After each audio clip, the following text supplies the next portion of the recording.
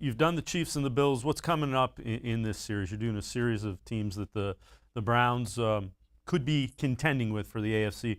Who's coming up in this series? Well, tomorrow I'm talking about Baltimore, and I'm really centering on the fact that they've really helped Lamar Jackson in free agency. They had to trade Orlando Brown Jr., but they supplemented it by signing Kevin Zeitler and Alejandro Villanueva on the offensive line. They signed Sammy Watkins at receiver, draft Rashad Bateman. So I'm really diving into how they really improved on that side of the football. Coming up later in the week, I'll talk about the Colts as well, how they have really an improved roster and how they had one of the better rosters in football, I should say.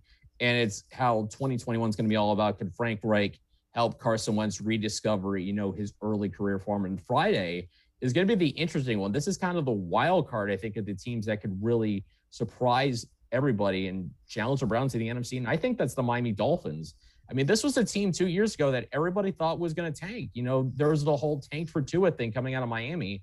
And all they've done the last 2 years is absolutely overachieve. I mean, nobody thought they were going to win 5 games in 2020. 2019, excuse me. Nobody thought they were going to be within one game of making the playoffs in 2020. That defense is awesome. I love what they did in the draft with the first 2 picks. Jalen Waddle, just a really fun option to help out Tua Tagovailoa in the passing game. Jalen Phillips, there's injury history, but I love the tools he has. And that defense is only going to get better. And I just think now that you've got a lot of options out there to help out Tua, I think what's going to be important for them is stabilizing coaching. I mean, not pulling him whenever something goes wrong, giving him a chance to learn. And with him potentially being the guy there, I'm curious what that does for his development. You touched on the Ravens a little bit and all the upgrades they've made, around Lamar.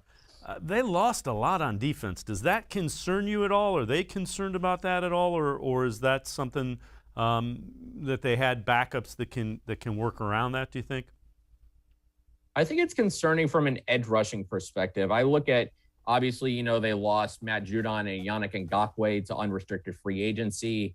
They have a couple of veterans back, Pernell McPhee, Tyus Bowser, Jalen Ferguson, but they only combined for about 7 sacks. That's why they go out and draft Odafe Owe in the first round out of Penn State, even though he didn't have a sack in 2020, just absolutely dripping in athletic tools. And a guy that I think is a very good fit for Baltimore's defense. He could be a rotational guy from day one. I'm fascinated how he fits, but it's weird. We've talked before about, for example, how it's weird to think of the Steelers not having a dominant running game. It's weird to think about the Ravens not having a dominant pass rusher.